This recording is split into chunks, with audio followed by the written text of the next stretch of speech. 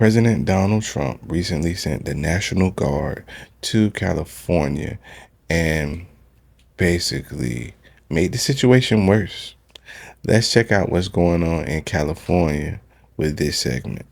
In the midst of a uniquely alarming moment, right? A moment where the President of the United States sees an unfolding situation as a political opportunity, one for him to advance his goal of strengthening and fortifying his grip on power. Because what's happening in Los Angeles is not just about immigration. We all know that. President Barack Obama carried out more deportations in his 8 years in any administration at a pace quicker than even Donald Trump's first term. Do you remember ICE raids in the middle of cities by men wearing paramilitary gear and then Obama sending in the National Guard over the objections of governors? Yeah. Neither do I. Because that never happened. Do you know why it never happened? It never happened because carrying out a legal and orderly and effective immigration policy isn't at all what Trump is doing. Trump seems from the outside to be producing theater. And maybe it's to distract. Maybe it's to distract us from talking about Elon Musk's tweet with his unsubstantiated allegations about Donald Trump and Jeffrey Epstein, something we on the outside have seen no proof of. Maybe it's to distract from his plunging approval ratings on the economy, trade, inflation, even immigration. Maybe he's trying to distract us from covering his stalled agenda in Congress. That's actually what the big fight with Elon Musk started over. Maybe he wants to distract us from covering the debacle of a trade war he started, or the debacle of 90 deals in 90 days to which there is 0.5, like 0.5 deals, 0.5. So I would like to say I like how Nicolle Wallace started this off. She said the Obama administration deported more illegal immigrants than any other administration, but you didn't hear about it because it was done in a just way. So oftentimes Republicans, they harp on immigration this, immigration that, but Donald Trump is like the ultimate bully. He's bullying people and he's making people scared and, and he's basically intimidating people. But clearly this is America. That doesn't work. As she said, President Barack Obama actually got rid of a lot of illegal immigrants, the most out of anybody, any other president, but he did it in a just way. This administration doesn't care about doing anything in the just way, in the right way. They are all about, or Trump is all about power, and he likes to flex his power. But as the president of the United States, you don't have to do all of that. She's saying he's trying to distract us from other debacles and blunders. And I have to say I agree. And it's crazy that this is how our president thinks.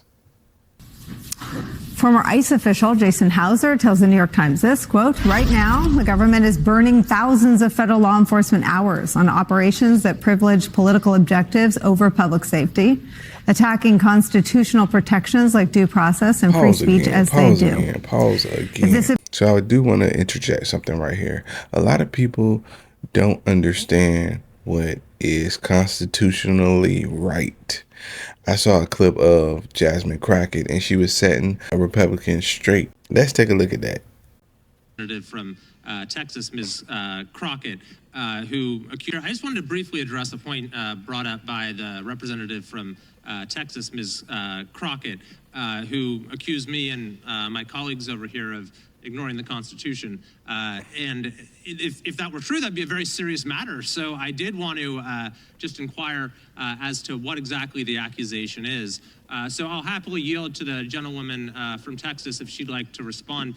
Do you believe that someone who has snuck into our country, entered the United States illegally, that the due process requirements for that individual are the same as they are for a U.S. citizen? I thought the question was for me, but it seems like the lawyers on this side or just my entire team knows the answer. Mr. Chairman? Per the Constitution, yes, if you are on our soil, you are guaranteed due process.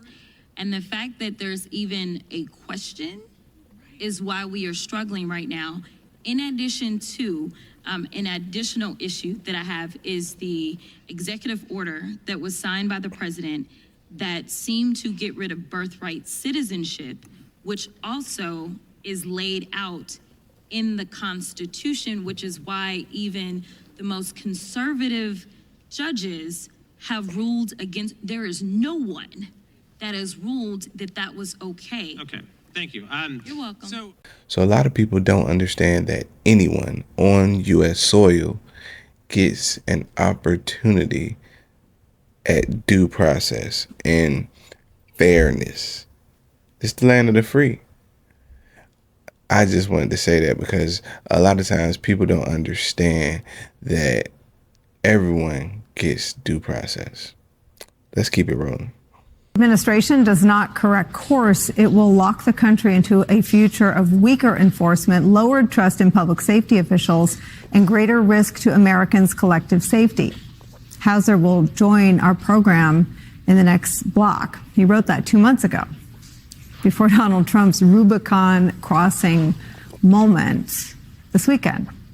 Donald Trump's decision to federalize and deploy the National Guard over the objections of California's Governor Gavin Newsom, with 500 Marines on standby amid protests against raids by ICE, is something the likes of which we haven't seen in the United States of America since the year 1965.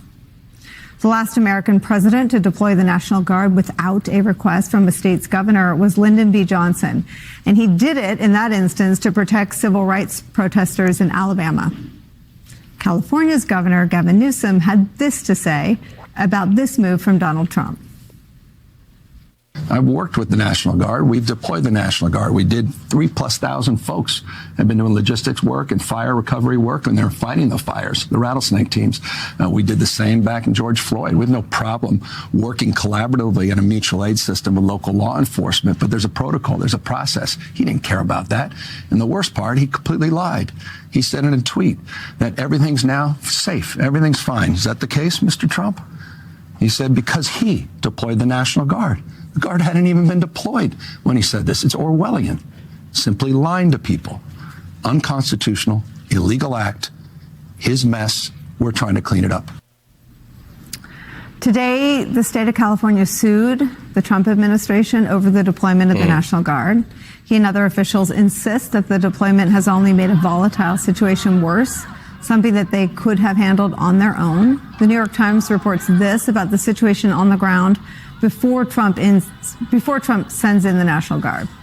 Quote, although some demonstrations have been unruly, local authorities in Los Angeles County did not indicate during the day that they needed federal assistance.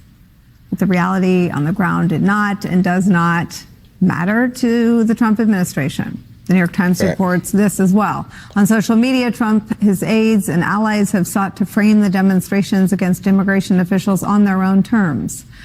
They have shared images and videos of the most violent episodes, focusing particularly on examples of protesters lashing out at federal agents, even as many remained peaceful.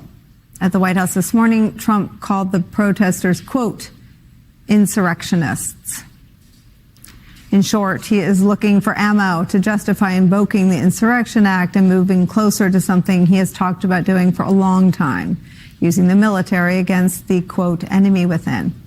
Here's what his former chief of staff, John Kelly, had to say in terms of a warning about this moment. And I think this issue of using the military to go after American citizens is one of those things I think is a very, very bad thing. Even to say it for political purposes to get elected, I think it's a very, very bad thing, let alone actually doing it. When I was in the White House, for that matter, DHS, I was,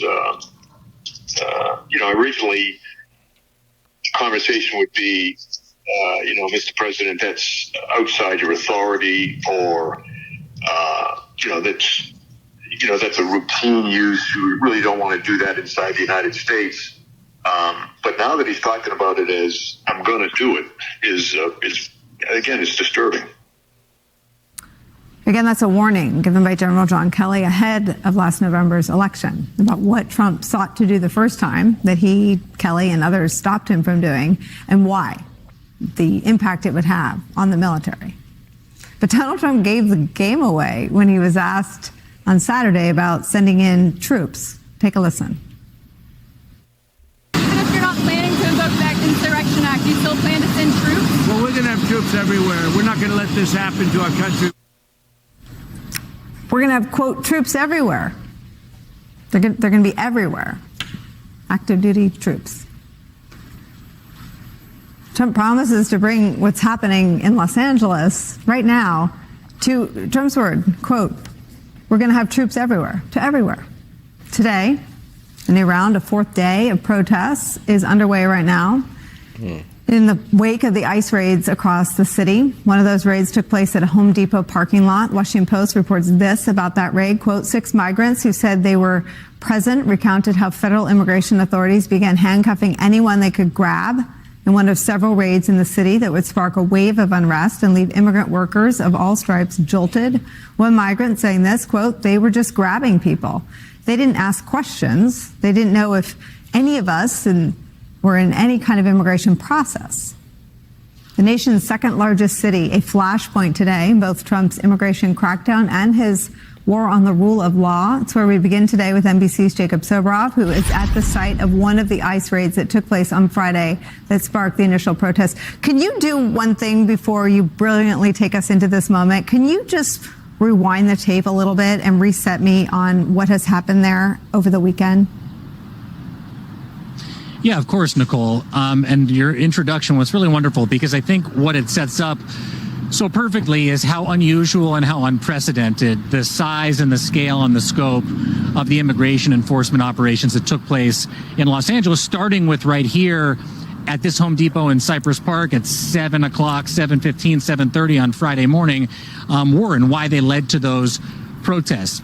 The big picture is Los Angeles is a so-called majority minority city and a majority minority state. There are more people of color that live in Los Angeles than white people at this point, and many of those people are undocumented. By some counts, 10% of the population of LA County, one of the largest counties, the largest county by population in the United States, is undocumented. Maybe as many as 1 million people.